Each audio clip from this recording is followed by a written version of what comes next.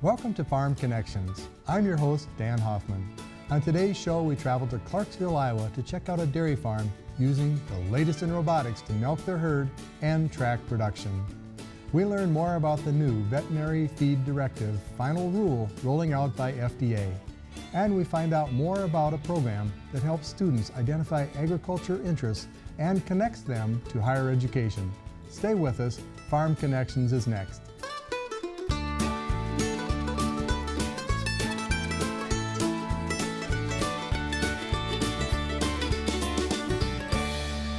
Welcome to Farm Connections with your host, Dan Hoffman. Farm Connections, sponsored by Alcorn Clean Fuel, a farmer-owned cooperative in Claremont, Minnesota, celebrating 20 years of producing ethanol, high-protein livestock feed and corn oil, and beverage-grade carbon dioxide for resale to benefit its members and their communities. Absolute Energy, a locally owned facility, produces 115 million gallons of ethanol annually, proudly supporting local economies in Iowa and Minnesota. Absolute Energy, adding value to the neighborhood. We're in New Day Dairy in Clarksville, Iowa, and with me is Dan Boland, the owner of this farm. Thanks for having us, Dan. Yeah, you're welcome, Dan. My pleasure. Well, behind us is a really fascinating piece of technology. Tell us about it. Yes, so this is the Astrea 2020, and it's a robotic milking system or an automatic milking system.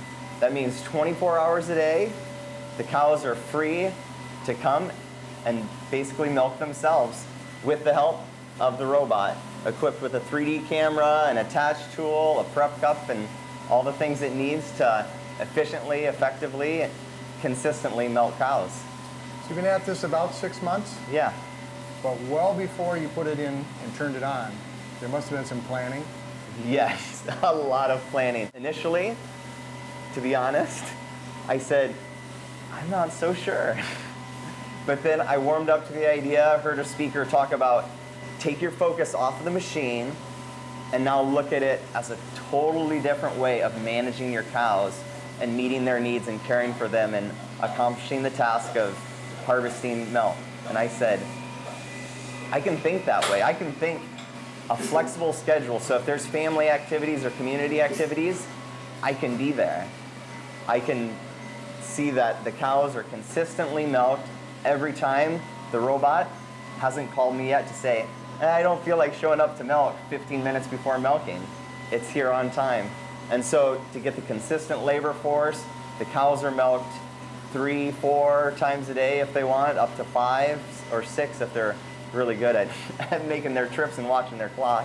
We make some great points. You know, many people might look at this and say, wait, you're taking the romanticism out of farming or agriculture. And the reality is, this is very natural because Yes. just like a calf, it's harvesting when the cow is ready to give, right? Yes, yeah. And I would say I actually find I'm spending almost more time with the cows. Before I had maybe their 10-minute stop in the parlor and that was it, where now there are cows that choose not to visit, and so I've got the data and the timesheets, and I know who I need to go out in the barn, find, and walk up to have their milking turn. And so I have much more time walking in amongst the cows, observing, taking in those cow signals to know who's doing well, who do I need to take a closer look at. Spending time I on appreciate it. herd health and comfort. Yes. So you got a freestall barn, and this would replace a tie stall or stanchion? It actually replaces free stalls with sand bedding. The big difference is the size of the bed. Imagine that you're a big person and you've been sleeping in a twin bed and finally you get a king or a queen size bed. That's what my cows have gotten, and I think they love it. Have they rewarded you with extra milk? They have. So already we've jumped a good 10 to 12 pounds of milk per cow, and I would expect by fall to jump another 10. Would you say it's safe to say with the extra milk and with the labor savings, it's enough to pay for the robot? In a normal milk price year, absolutely. Dan, what happens if a cow doesn't appreciate the robotics, or for some reason she's not adapting to it? Well, I have two options. I can either say, you don't adapt, you don't conform, you're no longer in the dairy business, you have transitioned to the beef business, or I can say, I'm willing to work with you and take on a project. So an example is even this Jersey behind me. She calved in, and has a very capacious udder, you could say, or negatively you could say it's way too big for a robot to milk. But with this system, I'm able to go in, manually attach, and I find that she's worth it. She's worth it. At nearly 12 gallons of rich, creamy Jersey milk a day, she's worth 3 phone calls or 4 phone calls in a day to go and get her milker attached. So when you speak of a phone call, your robot will actually call your mobile phone. Yes. And then you'll go out and do some manual things. Yes, so her settings are as such, when she enters the box, the system has her programmed as an alarm manual attached cow. So she enters the box, signal is sent to the alarm dialer sends a text message to my phone, and the Beatles start singing, "Help!" You've personalized it because you like the Beatles, maybe. Yeah. Each cow is wearing a band around her leg. What's that for? Yep, so their ankle bands are their transponders, their MRS transponders. That tracks both their activity and is their personal identification for who they are. So when they come to the box, the robot will record all of their information, their milk rates, as well as dispense an individual allotment of feed. So the cow's coming in here for a couple of reasons. One, she feels the urge to release and let the milk be harvested. But the other is they want a little treat, right? Absolutely. It's kind of a sweet and, it's mostly just a sweet and savory snack mix, I suppose you could call it. It has some roasted soybeans, gluten pellets, and then it has some flavorings like dried molasses and an alcohol compound that makes it attractive to the cows, but also provides them a nice nutritional pop. And reward for coming to the milking. Absolutely. Traditionally, farmers have milked very early in the morning and then again just before dinner time or supper time at night. Your system, how many times do the cows get milked per day? Right now, on average, it's a little bit frustratingly low in the low 2.3, 2.4, sometimes up to 2.5. I'd like to see it get up to 2.8, 2.9, almost that 3 time a day average. But really, it's a 24/7 if you look at it that way. So. And at 2.8 times, they're getting milked more often, so that increases the harvest or the yield? Absolutely, as well as takes off some of that udder pressure and creates more comfort for the cows. What's happening to milk quality with this system? It's remained fairly consistent so far. I think long term, I'll see it go up because it should free me up to have more time to manage more particularly keeping stalls clean, tracking the individual cows that have issues to know they either need to move down the road or is there some other issue like a long switch on their tail that flips manure and makes them dirtier. So long term, I'm excited to see what we can do. Have there been other people coming to your farm to take a look at this? Yes, yes. It's an exciting thing to see for a lot of people, and it's also intriguing for dairy farmers that have either not considered robotic milking or are considering it. And this is a unique system. There's some other robotic systems that have been in Iowa a few years longer and are more pervasive. This is the first of this system in Iowa, the Astria 2020. Do you have dealer support nearby? There were a couple of dealers that attempted to be dealers. I made a commitment that I liked this system, and once I had decided this was the best system, the best fit for New Day Dairy, I stuck with it. So I partner with the national dealer, and then I provide 95% of all the service work. What's the best and biggest reward you've had by going to robots? I would say a great example of that is last night I went with Lynn and the kids up to the summer reading program at the library. And that was right during the old traditional milking time. But instead, the cows are fine, they're getting milked, they've been fed. I'll probably come back and do more work. But they're free to continue to be milked, so I can leave during that traditional milking time with no negative consequences to milking intervals and go and be part of the community. It's great. Nice. And you mentioned And be Lynn. with the family. The kids appreciate it too. You mentioned Lynn, that's your wife. Yes. What kind of data does this system collect, and what do you do with it? It collects more data than a guy might be able to deal with. It collects times of visits. It collects the milk weights. It is collecting a conductivity measure, so an early indication of sickness or illness.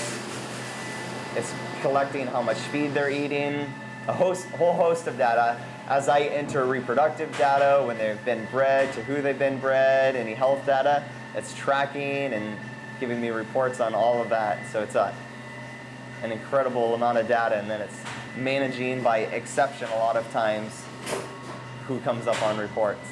Sounds like you're using technology to leverage your skills. Is that a safe statement? I think so. I think so.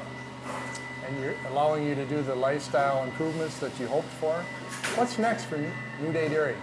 What is next for New Day Dairy? I would say what's next for New Day Dairy is within the New Day Dairy vision is to make this a place where people who love milk and cheese and yogurt and, like me, ice cream, they can say, where does it all originate? Where does it come from? Or people that just want to feel a little closer to their roots and their food, New Day Dairy would be a great place for them to come and visit. We've built on on the end of the barn a guest house type of accommodation where people will be able to come, stay, and rather than just a short tour of a farm, literally just sit in the window, sip their coffee, and observe the cows just being natural, whether it's chewing their cud and loafing in the sand, eating a little more at the bunk for one of their 12 meals of the day, or going to get milk.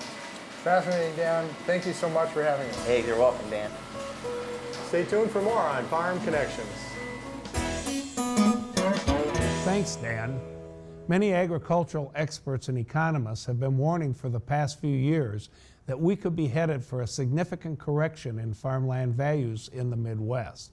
Based on recent data, there appears to be evidence that a reduction in average land values has been occurring in some regions of the country, including here in the upper Midwest. Much lower corn and soybean prices in 2014 and 15 have resulted in significant reductions in farm income levels, thus putting downward pressure on average land values in many areas. Some key points on land values. In March of 2016, the Minneapolis Federal Reserve reported a decline in the average value of non-irrigated cropland of 3.5% in the north central states compared to a year earlier, including 4.3% decline in Minnesota, a drop of 4.6% in Wisconsin and North Dakota, and 1.6% in South Dakota. Iowa State University does a land value survey each year with results released in December. Land values rose from just over $3,200 an acre in 2006 to over $8,700 an acre in 2013, an increase of 172%. In fact, land values doubled in a 4-year period from 2009 to 13.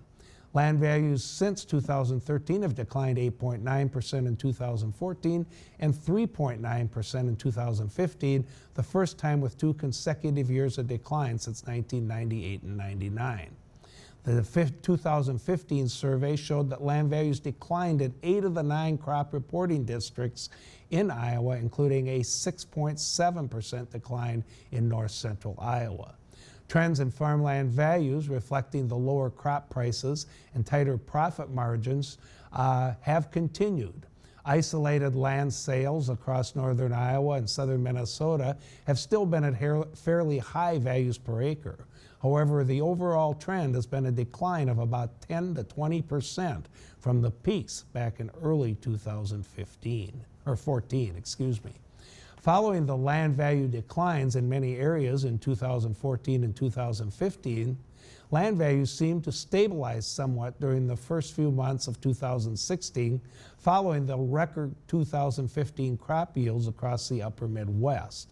However, further downward crop price trends in recent months, together with tight margins in livestock production, will likely lead to further declines in land values in 2016 as well as into 2017. The good news is that long-term interest rates remain low, and there still seems to be fairly good demand both by farm operators and investors to purchase land. This has been Kent Tesey, and we'll talk to you next time.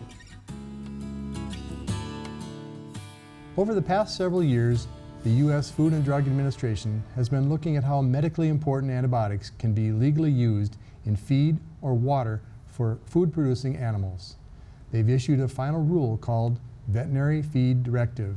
And here to tell us more about it is Doug Luters, Feed Program Manager for the Minnesota Department of Agriculture. Welcome, Doug. Good morning. Well, thanks for joining us on Farm Connections, and this is a really important topic that many people want to learn more about. But what is VFD? VFD stands for Veterinary Feed Directive. And this is an important piece of legislation for many avenues. And what it really does is it allows for the continued use of antibiotics to treat diseases in livestock.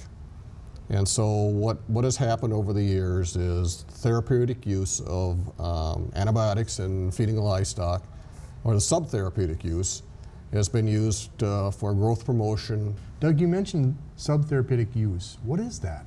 Well, subtherapeutic use is the label indication for use for growth promotion and just basically better animal health. And so it's not for the actual treatment of the disease, it's just a subtherapeutic use for increased rate of gain and improved animal health. So low dosage, low dosage over long periods of time. And it has proven to be effective basically for that, but due to the public interest in the medically important antibiotics, FDA has reached basically a compromise between the public interests, where they'd rather not have antibiotics used in animal agriculture, and the animal producers, or the animal growers, who do need antibiotics to protect their herds from disease. Usually the FDA is not involved in agricultural issues. Is that a safe statement? Well, FDA is involved in many ways, and particularly in the feeding of livestock or the production of feed for livestock. They regulate the use of antibiotics in the feeding of livestock.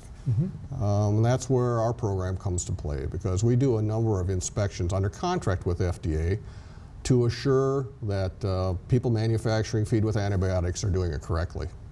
So your role with Minnesota Department of Ag is to educate and monitor?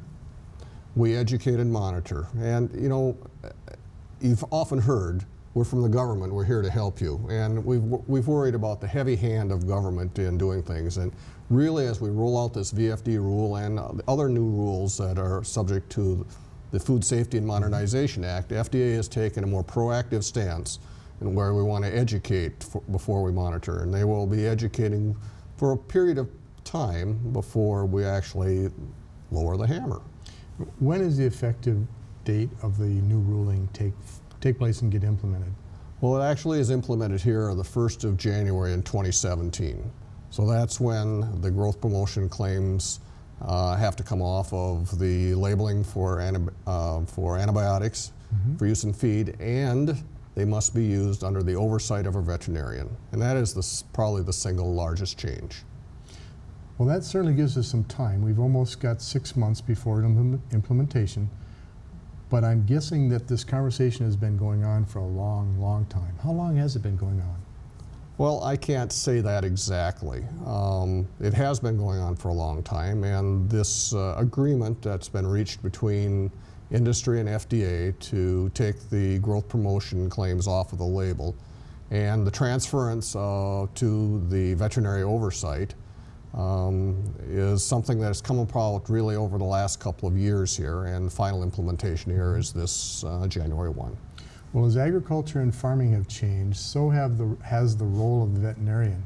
This seems like a very good fit with a professional that's trained with the use of pharmaceuticals and drugs, and also has a relationship with producers and farmers. Is that a good fit of what's happening? I believe that is a good appraisal of what's happening.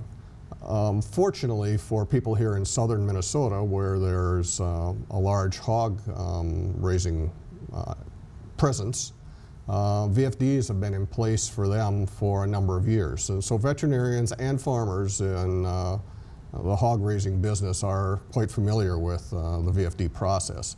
Where the big change will be is in areas that have not seen it before, because any drugs that they've been using, basically most antibiotics that people have been using in the past, will now need this valid client-patient relationship with a veterinarian before they can obtain them. And have you had meetings or anything around the state to help people get informed of this? Yes, we have. That's a good question. We've had outreach meetings here in March where we met in Rochester, New Ulm, and St. Cloud, and we had about 450 people in attendance at those meetings, and that included both veterinarians, feed manufacturers, and producers. And just the past couple of weeks, we put on a couple of sessions out in Slayton and Worthington. And so when asked, we will give a presentation on VFDs to help both the veterinarian community reach out to their clients, the livestock promotion people to reach out to their clients if they want, and also then we reach out to the feed mills, which are the parties we actually regulate as Department of Agriculture. And it's really gratifying to learn that FDA has oversight over that feed label, and that's really what's driving this. If you don't have the label and the approval by FDA, you can't include it. That is correct. And so that feed label you're talking about is actually the drug label that says how it can be used in feed. And so those labels are being modified. There's some transition labeling that's probably going on out there now that consumers may see. And those labels will have to change by January 1 of 2017. There's many stakeholders, the feed manufacturers, the sales staff, all the literature, all the printing, all the educators, the veterinarians, the farmers. And the drug manufacturers. Interesting. I mean, it's quite a massive undertaking. And we have approximately, again, we're talking about only antibiotics that are medically important for the treatment of humans. And so it's not the entire realm of antibiotics here. And farmers, they have certain list of drugs that they've been getting that they may mistakenly think or assume are antibiotics, but are not. You mentioned a few important drugs. What are some? Well, the important drugs are basically the tetracyclines and the sulfas. Those are medically important for humans, and those are the ones that will be falling under the VFD. However, there are a number of non-medically important for human treatment drugs that are not impacted, and those will be the ionophores, the coccidiostats, and several others that are commonly used in the treatment of livestock, but are not part of the group that is falling under the VFD rule. Who is ultimately responsible for compliance with this new rule? Well, there's many people that are responsible for the compliance with the new rule. It's a partnership to make sure that this all works. It is the veterinarian, it is the feed manufacturer, and it is the farmer that are responsible.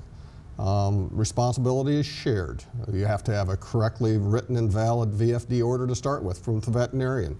You have to have a feed mill that correctly prepares the feed for the farmer, and you have to have a farmer that ultimately feeds the feed according to the VFD that the vet has written. So Doug, will we still have antibiotics available to us when we have disease issues or really need it with the livestock producers? Yes, we will. And tell me how that would work.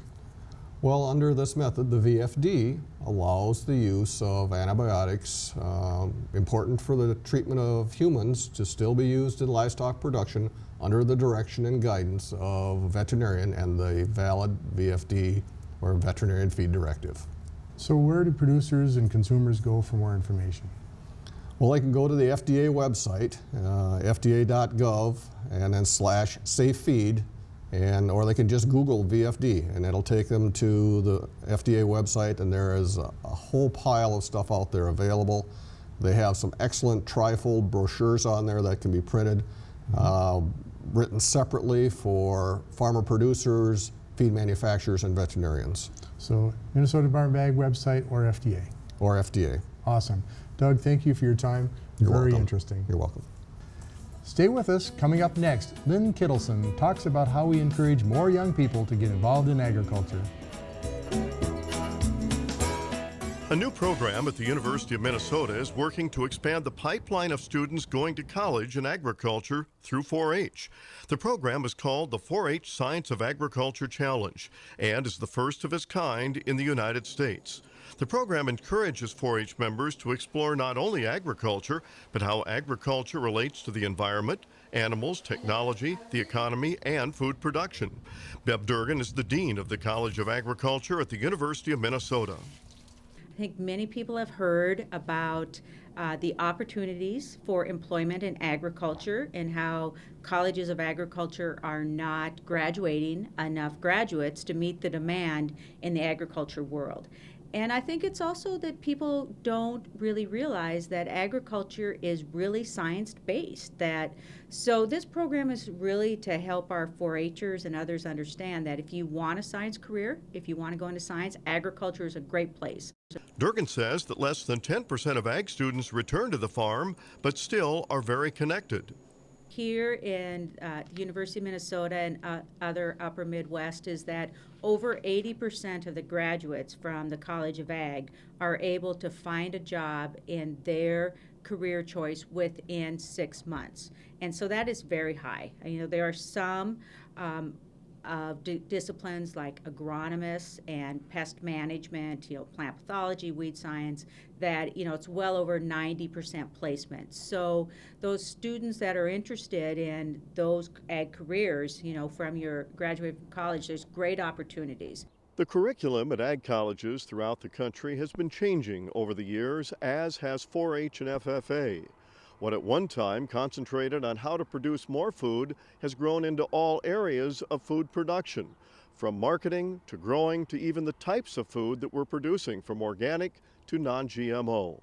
Agriculture is changing, and so is education. Some say that's a good thing for the future of agriculture. This is Lynn Kettleson reporting. Thanks for joining us on Farm Connections. I'm your host, Dan Hoffman, and I look forward to seeing you next time.